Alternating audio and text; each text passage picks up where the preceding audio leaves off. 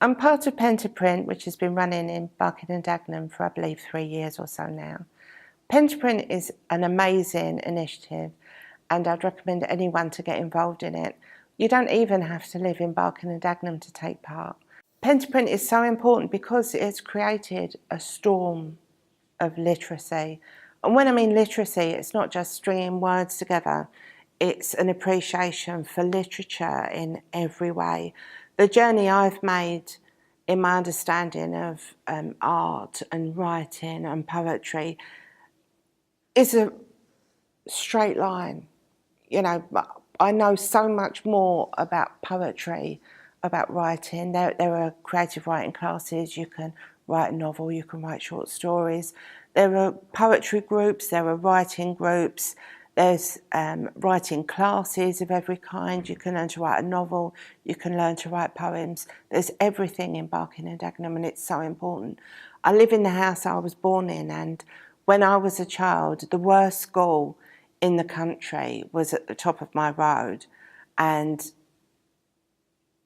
Barking and Dagenham has always been seen as a deprived borough and a place where people didn't go to university, they didn't study, they didn't have aspirations to art or culture. And now you've got this nuclear furnace of people who are passionate about supporting arts. These poetry groups, the friendships that we make, you know, becoming friends with the library staff, using the libraries, reading books.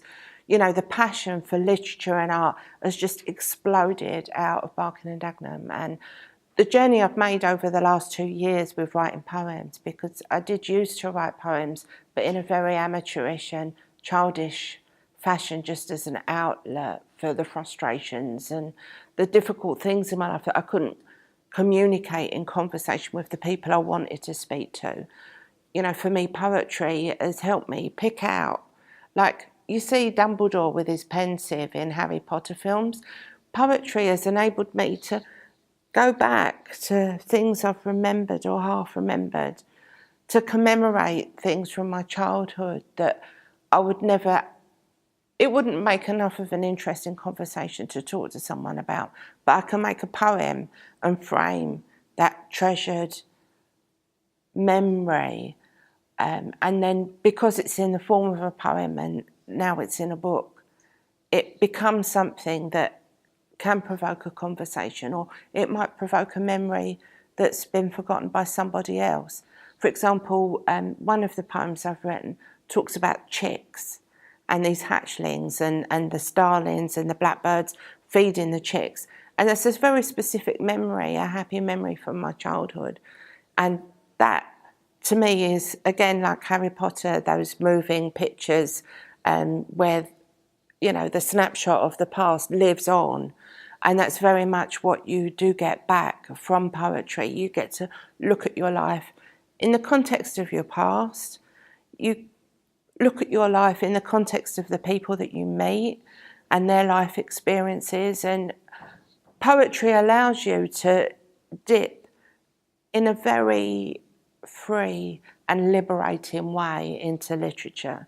It opens your mind to forms that people have respected for hundreds of years, new forms, modern poetry. Some of the poems I write are just words and they don't mean anything to anybody, but yet they still paint a picture. It's almost like abstract art. Some of it's really descriptive and lyrical.